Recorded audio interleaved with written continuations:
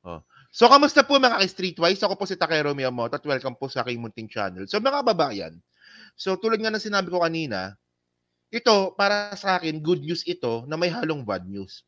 Kasi good news in the sense na kahit papano, nakakuha po ng hustisya, ito pong mga tao po na namatayan nung tukhang ni Digong. Okay? So ngayon, basahin natin ito. So ang sabi dito, no? Actually, problema kasi dito, RTC lang to eh. Regional Trial Court lang to, pwede pa nilang i-appeal ito, kung tutuusin, di ba? Pero as usual, ang importante dito, nakulong sila. So sabi dito, no, Caloocan cops convicted from homicide over killing of father-son in 2016 drug operation. Okay. So ito ay nabalita kanina lang. June 16. Balita ito from Rappler. Sabi dito, no, it was the ombudsman who downgraded the charge from murder to homicide. This is only the fourth known conviction of cops in relation to drug war operations during the Duterte administration. So mga kababayan, alam niyo yung masakit kasi dito. Sabi ng PNP, 6,000 daw po yung namatay ng tukhang. Sabi naman ng Human Rights Watch, 30,000. Sabi naman po ni Congressman Abante, 20,000. So sa libo-libo pong mga kaso po ng mga namatayan ng tukhang, 4 pa lang po yung nabigyan po ng hustisya. Okay. At ang masama dito mga kababayan, no, from murder, ang nangyari po dito, homicide. Di ba? Kasi pag sinabi mo kasing murder, dapat meron kang intensyon na tirahin yung tao. So dahil nga po sa hawak nga po ni Digong ang ombudsman noong panahon na yon, binaba po talaga nila sa homicide yung kaso. So ibig sabihin nun, imbis na 20 years na makukulong, bababa po ito ng 10 years or 12 years na lang. Parang ganon. So continue lang natin ha. So ang sabi pa dito, okay. Saan ba yun? Okay. Caloocan City Court has convicted 4 cops of homicide over the killing of 2 people, a father and son, during a drug war operation in the city in 2016. Okay? So Caloocan City Regional Trial Court, di ba?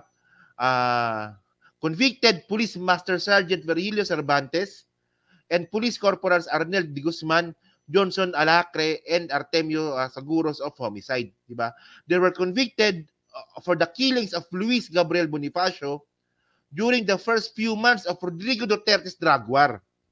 Okay? The court sentenced the 4 cops to imprisonment to 6 years, 8 months, and 21 days to 8 years as minimum, and 1 day to 10 years as maximum. So 6 years to 10 years. Kasi nga po, bumaba nga po yung hatol, bumaba nga po yung kaso from murder to homicide. Kasi mga kababayan, kasi alam nyo yung medyo bad trip dito mga kababayan. Itong kaso po na mag-ama na to na pinatay nga po ng panahon ng tukhang, pinasok po sila sa loob ng bahay. Di ba? 4 years, 4 years pala, no? 4 years, okay. 4 years lang yan, Boss Takero, okay. So, ang problema kasi dito mga kababayan, pinasok po sila sa loob ng bahay. Oh. So, paano magiging homicide yun kung pinasok mo sa loob ng bahay para patayin yung tao? So, murder yun. Oh. So, ngayon, ito paano? Pakita ko sa inyo. Si Tiger Eyes, natatawa daw sa akin si Tiger Eyes sa tawa ko. Hello po, Tiger Eyes, no? So, ngayon, mga kababayan, ito, continue lang natin yung basa, no? Sabi pa dito. They were also ordered to pay 100,000 for each moral, actual, and template damage and civil indemnity. So may multa pang 100,000. This is the fourth known conviction of cops in connection to the Duterte's drug war out of close to 30,000 people killed in the bloody campaign. The first was in 2018 when cops were convicted of murder in the Kian de los Santos case. So actually naka-appeal pa nga tong kaso na to eh. So ito, okay? So, in 2022, Patrolman Jeffrey Perez was convicted of torture. So, ayan na yun. So, ito po mga kababayan yung mga nangyari. And then, mga ka-streetwise, ito panoorin natin to. So, dito po, papakita ko yung mga polis. At bukod po sa polis, magsasalita po dito, di ba, yung pati po yung asawa nga po ng polis na convicted. Okay? So, ito, panoorin nyo to. Sir, reaction nyo lang. Sir, reaction nyo lang. sir? Any statement or reaction for the decision? Is it fair? Attorney? So ito yung mga pulis, no? So ito yung mga pulis nga po na nahatulan ng guilty. Okay? Sir, reaction, sir. Reaction lang. Attorney Kim po. Attorney Kim po. Sabi niya. Comment niya. Sir? Muna, hindi ko nababasa pa, ha? Okay, pero yung reaction niya, sir, sa, ano niya, sa client niya? Wala pa. Hindi pa nababasa. Do you expect na ganun, sir? Na guilty? Of course not. Okay, ano, sir? Mag-appeal kayo? Ano? Mag-appeal, siyempre. Saan kayo, sir, mag-appeal? Ayan, no? So malinaw, mag-a-appeal sila. Okay, so hindi pa tapos yung kaso. So mag-a-appeal pa sila. Well, habang ina-appeal po yung kaso, nakakulong naman sila. So okay lang yun, sige. Court of Appeals. Okay. Ha? Alright. Sir, ano lang? Ito pa mano dahil di ko pa alam. Okay, then. Sir, full name lang. Attorney, you are? Salvador Kim po. Salvador Kim po. Alright, thank you, attorney. God bless. Ma'am, sino po ang husband niyo ron? Okay, so ito yung asawa. Ito ha. Interesting to, no? So dito natin mapapakinggan yung sinabi nga po ng asawa nung isa po sa mga nag-guilty. So ito, panoorin natin to. Si Alacre, ano pong masabi niyo, ma'am? For the decision. Hindi nakakalungkot na late pa yung anak namin. Ilang punto? Mag 2 years old pa. 2 years old. Hindi naman namin yung nakakontra kung ano yung decision ng judge. Opo. Pero yung pinaka-tumatagos sa isipan niyo po ngayon, marinig niyo po yung guilty. Siyempre, sobrang ako nasasaktan asawa ko yun. Pero Diyos na pamahala. Gano'ng kahirap po ba kung sakali kayo lang po mag-isa magpataguyod? Parang gano'n po yung sinasabi niyo? Hindi naman po. Kasi gusto ko lumaki yung anak namin ng kasama ko. Kasama namin yung anak niya. Pero tingin niyo ho ba may ginawa talaga? Operation po yun eh. Police operation po yun eh. Ito ito sabi ng asawa, buti pa nga yung asawa nakakaintindi eh. Pero itong mga DDS po, wala po talaga mga utak. Sabi po ng misis ng isang nga po sa mga tulad ng guilty, dun nga po sa kaso na yan kanina, operation po yung nangyari. Operation. So hindi po, nawala yung internet ko, hindi po magpapagano ng tao, yung mga pulis na yan, kung hindi po inutos. Nagets yung mga kababayan, kung walang tukhang, hindi po magkakaroon ng patayan.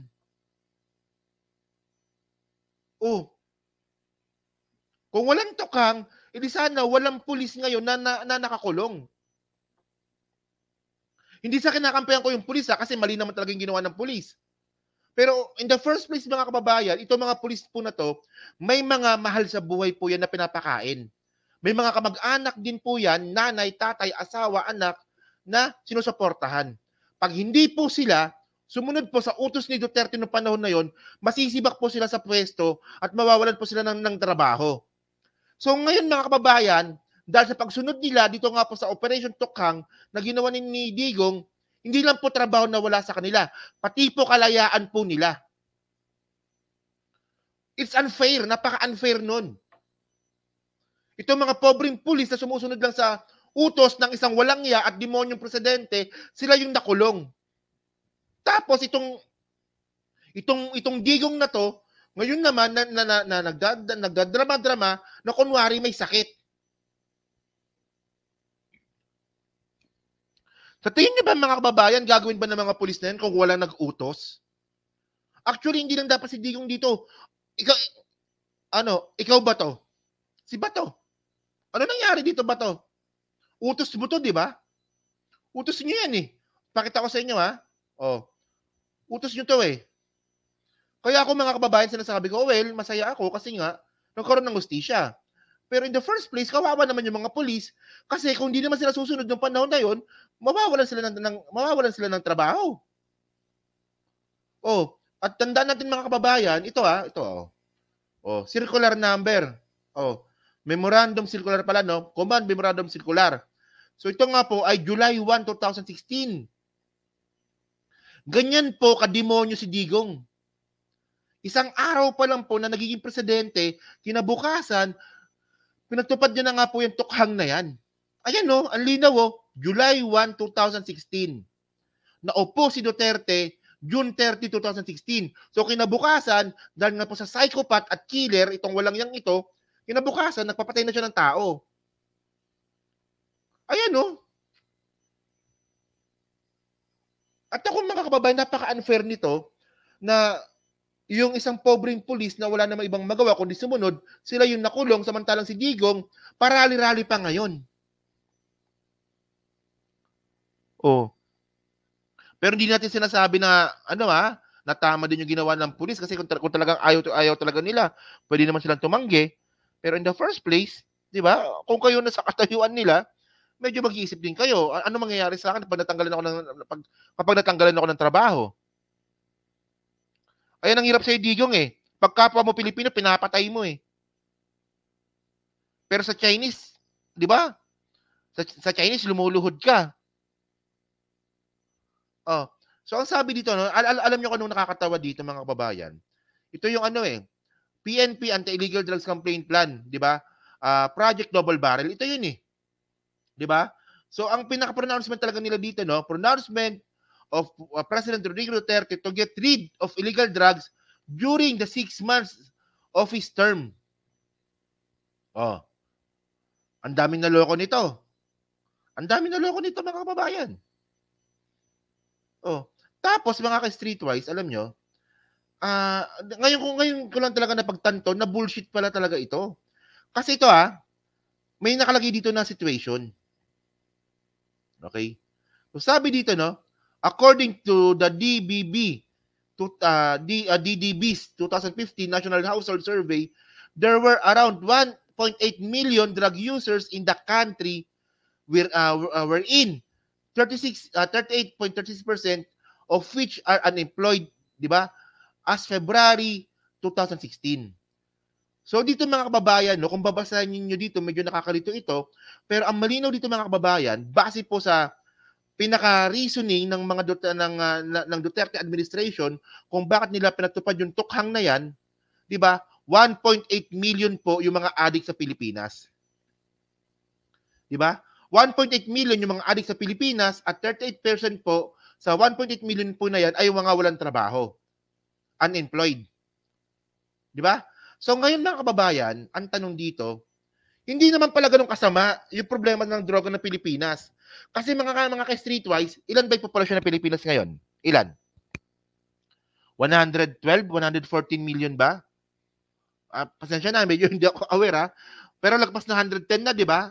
Yung populasyon ng Pilipinas ngayon. 110, 111, ganyan.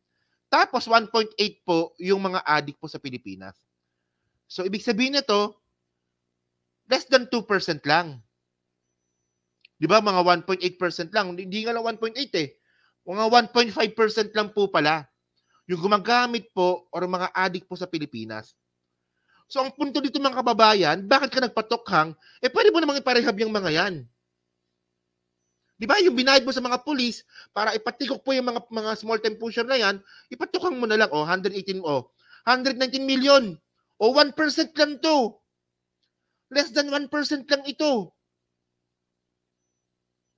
Di ba? 0.99% lang ito ng populasyon ng Pilipinas. Yung 1.8 million na yan na addict ng mga Pilipino. Less than 1%, nagpapatay ka ng tao?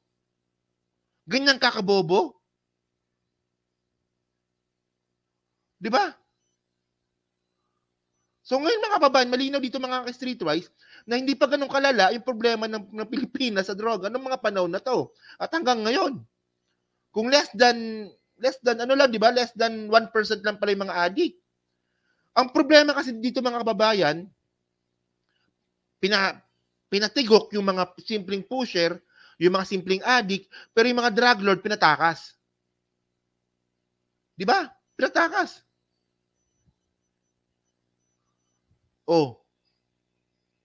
At ako naniniwala ako mga ka-streetwise, no? Ito po ulit yung sinasabi to na yung ginawa talaga ni Digong dito sa tokhang na to, hindi naman para sa droga ito Gusto niya lang po talagang balutin yung mga tao sa takot. Ayun lang yun Di ba? Yung mga tao ng panahon na yun takot. Takot sa maling paraan. Di ba? Duterte na, baka mapatay tayo. Tuwan-tuwa pa yung mga tao Pero in reality, di ba, sirang-sira po yung human rights sa Pilipinas sa panahon na yun.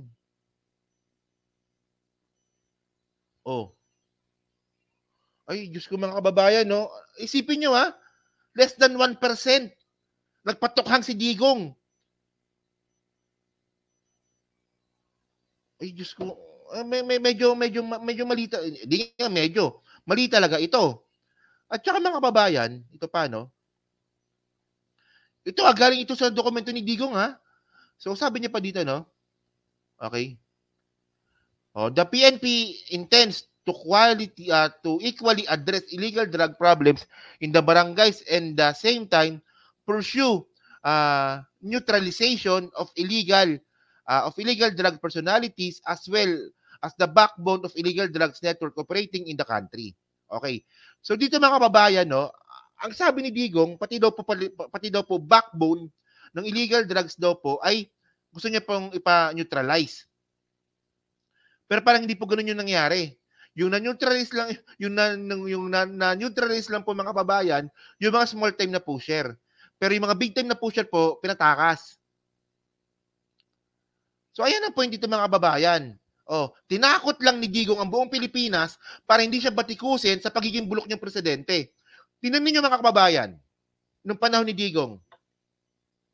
'Di ba? Yung patayan noon, hindi natin makundina. Kasi takot ang mga Pilipino. Yung SALN ni Digong dati, hindi niya mailabas-labas, okay lang sa atin. Kasi nga, tinakot tayo ni Digong. Yung pagtaas nga rin po, yung pagtaas po ng yaman ng mga Duterte from 20 million, tumaas yan, di ba? Wala rin po nakapagsalita doon kasi po takot ang mga tao. Yung paramali, di ba, na alam naman po natin na kurakot yan, hindi rin po napagsalita yung mga tao, takot yung mga tao. Yung kabobohan ni Digong sa West Philippine Sea, hindi po makapagkundina ang mga tao doon kasi nga po, takot ang mga tao. Ginamit lang po talaga ni Digong itong tukhang na to para takutin po ang mga Pilipino para hindi siya batikusin. Ang sama eh. So ngayon mga kababayan, balikan natin yung pulis. Ano na nangyari? Ano na? Yung pulis na kulong. Si Duterte nakalaya. Nanggugulo pa ng Pilipinas. And then mga kababayan to, continue pa natin to. May mas slide pa dito eh. So, yung dokumento po na yan ay pirmado po ni Bato de la Rosa. Yan ha. Si Bato. So, dapat dito mga kababayan, hindi lang po dapat si Digong yung makulong dito. Dapat po kasama po si Bato. And then, ito pa, no? Ang problema dito mga kababayan kasi, meron talaga Philippines, police deceit in drug war killings. So ngayon mga kababayan, ito okay.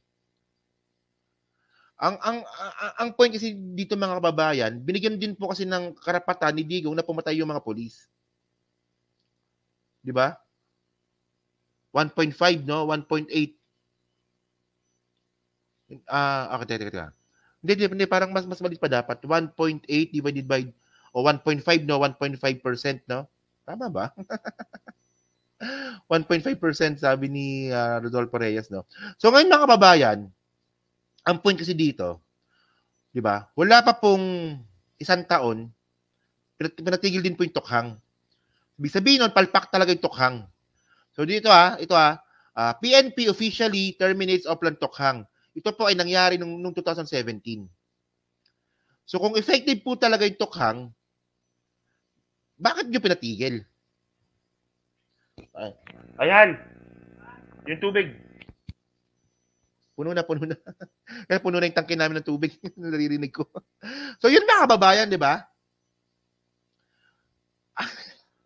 Alam nyo, no, kung ano yung napaka-ironic dito. Di ba? Yung tukhang po na yan ay subok na po ng panahon na palpak. Subok na panahon na po talaga na palpak po yung tukhang. Ang nakakatawa kasi dito mga kababayan, bakit pa pinagpatuloy ni Baste? Di ba sa Davao City? Ewan ko lang mga kababayan, no? Pero kung totoo yung sinasabi ni Sara Duterte, na wala siyang plano na maging presidente o tumakbo bilang presidente or tumakbo bilang presidente sa 2028, baka nga si Baste ata patakbuhin nila eh. Baka lang ha, di ako sure ha. Oh. So, ngayon mga kababayan, no, ito pinagtigil talaga ni Digong yung tukang eh, di ba? President Rodrigo Duterte has ordered PDEA to become the sole agency tasked to carry out the war on drugs after independent survey showed declines in dissatisfaction and trust ratings because of the bloody campaign. Okay. So ngayon mga kababayan, nung panahon po kasi ng tukhang, bumaba po talaga yung trust rating nga po ni Digong. So ngayon ang pinaka-reason pala talaga kung bakit 'di ba? Kung bakit pinatigil ni Digong yung tukhang kasi nga po bumababa po yung rating niya sa survey. So ibig sabihin nun, wala siyang pakialam sa feelings natin. Wala siyang pakialam sa pakiramdam natin mga Pilipino. Oo. Kung namatayan man ng mga Pilipino, wala silang pakialam, basta tumaas lang yung rating niya ulit. Kaya pinatigil niya po yung tukhang. And then nangyari nun mga kababayan, di ba? Ang nangyari dito, nilipat niya sa PDEA. Di ba? Nilipat niya sa PDEA yung tukhang. So, palpak. So, ngayon mga kababayan, ang point dito, ito pakita ko sa inyo. Ang point dito, okay. Paano na ngayon yung mga biktima po ng tukhang na hindi po lumaban sa korte? Paano nila makukuha yung hustisya, di ba, na hinahangad nila? Ang problema po kasi mga kababayan sa mga DDS, di ba? Hindi po kasi sila yung namatayan. Hindi po kasi sila yung nawalan, hindi po sila yung naging biktima po ng tukhang kung baka sila nakakapagsalita na okay si Digong. Subukan nyo kaya. Kung kayo, namatayan kayo, ewan ko lang kung masabi nyo pa yan, na si Duterte ay okay, maganda yung ginawa, okay yung tukhang, hindi nga kasi kayo yung namatayan eh. Kaya nasasabi nyo yan eh. Diba? Magulang utak ni Digong kahit noon pa. Kaya si Digong isang malaking sumpa sa history ng Pilipinas. Totoo yan. Totoo to. Hindi actually totoo yan. Isang malaking pagkakamali po na binoto po ng mga Pilipino si Digong. At isang malaking pagkakamali din po ang patuloy na suportahan ang mga Duterte. Di ba? So yun mga kababayan, no? So dyan po sa 1,300 po na nanonood. So hindi pa po nakakapag-like, palike na lang po ng video po na to. Dyan po sa Team Replays. Ano masabi nyo nga po dito? Sa pagiging guilty nga po ng 4 na pulis dito nga po sa drug war, samantalang si Digong po ngayon ay nakalaya pa din. Okay? So yan, no? So, pa-comment lang po sa baba at binabasa ko pong lahat yan.